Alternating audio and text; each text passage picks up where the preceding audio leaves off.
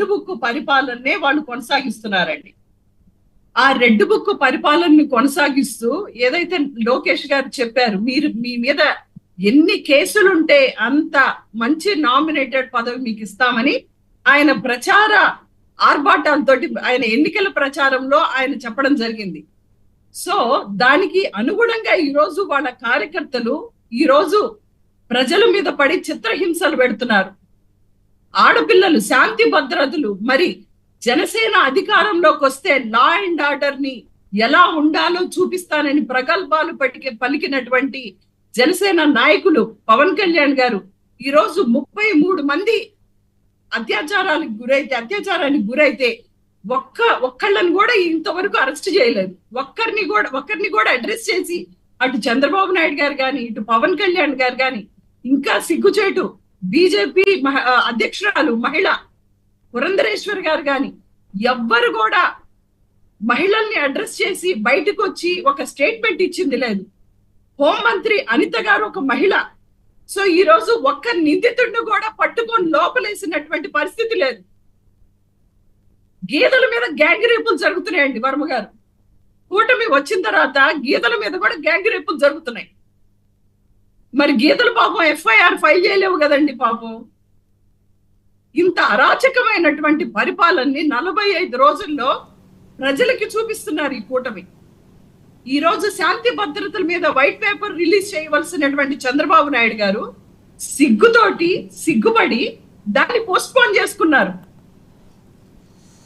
ఈ రోజు law and order ని ఈ రకంగా కూటమి అనేది దేశమంతా చూస్తుందండి. ఎన్నికలు అయిపోయిన తర్వాత, రిజల్ట్ వచ్చిన తర్వాత కూటమి అధికారంలోకి వచ్చిన వెంటనే ఈ రకమైనటువంటి అరాచకాలకి తెరలేపింది కూటమి ప్రభుత్వం. రాబోయేటువంటి 4 సంవత్సరాల 9 నెలలు తలుచుకుంటేనే భయమేస్తుంది ప్రజలకి. ఎలా ఈ పరిపాలనలో, కూటమి పరిపాలనలో ప్రాణాలు గుప్పిట్లో పెట్టుకొని ఎలా బ్రతకాలా అని చెప్పి బాధపడుతున్నారు ప్రజలు. సో వారికి భరోసానివ్వడానికి ఈరోజు జగన్మోహన్ రెడ్డి గారు వైఎస్ఆర్సీపీ కార్యకర్తల్ని, నాయకుల్ని ఏకతాటి మీదకి తీసుకొచ్చి ఏదైతే ప్రజలు 2024లో ఇచ్చినటువంటి తీర్పు ఏదైతే ఉందో మాకు కొంత నిరుత్సాహం కలిగించినప్పటికీ కూడాను కూటమికి కొంత సమయం ఇవ్వాలి అని మేము వాళ్ళకి సమయం ఇవ్వడం జరిగింది. కానీ నానాటికి శాంతి భద్రతలు ఈరోజు కిందకి పడిపోతున్నాయి. ఆడపిల్లలకి భద్రత లేకుండా పోతుంది. అలాగే నడి రోడ్డు మీద ఈరోజు ఇద్దరు, ఒక టీడీపీ కార్యకర్త, ఒక వైసీపీ కార్యకర్తని చంపితే, చేతులు నరికి చంపితే పోలీసులు అక్కడ ఉండి కూడా ఇది రాజకీయ కక్ష మీద జరిగినటువంటి హత్య కాదు, ఇది వ్యక్తిగత కక్షలు అని చెప్పి ఇస్తున్నటువంటి స్టేట్మెంట్స్ చూస్తుంటే మేము రాష్ట్రపతి గారికి మేము ట్వీట్ చేయడం జరిగింది.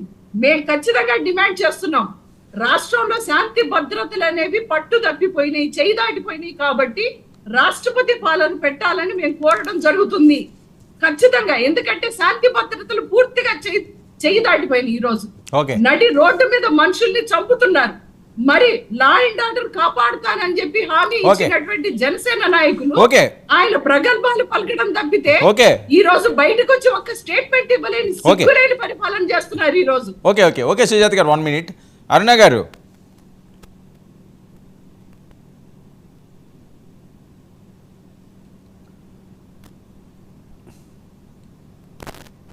ఓకే అనుష గారు చెప్పండి. వర్మ గారు, అల్లకల్లోలం అవుతుందట, రాష్ట్రపతి పాలన విధించాలని డిమాండ్.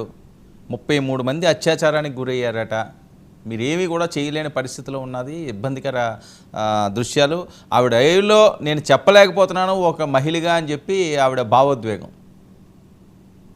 సార్ నిజమే సార్. అంటే సుజాత గారు పాపము సాక్షి తప్పించి వేరే ఏది చూడట్లేదు కాబట్టి ఆవిడకి ఏం జరుగుతుందో బయట, అసలు శిక్షలు పడుతున్నాయా లేదా, పోలీసులు అరెస్ట్ చేశారా లేదా, కోర్టులో ప్రొడ్యూస్ చేశారా లేదా తెలియట్లా. అంటే సుజాత్ గారు ఏం ఎక్స్పెక్ట్ చేస్తున్నారు అంటే, ఎవడైతే నిందితుడు ఉన్నాడో వాడిని పట్టుకుని వెంటనే ట్రయల్ లేకుండా వీళ్ళు తెచ్చిన దిశా చట్టం ఉంది కదా, అది వెనక్కి పంపించారు పార్లమెంట్ లో వెనక్కి పంపించారు కదా, అట్లా దిశా చట్టాన్ని వెనక్కి పంపించినట్లు 21 రోజుల్లో ఉరి తీసేయండి అనే చట్టాన్ని వీళ్ళు తీసుకొచ్చారు కదా, అట్లా హుటాహుటిన అయిపోతుందేమో అనుకుంటున్నారండి.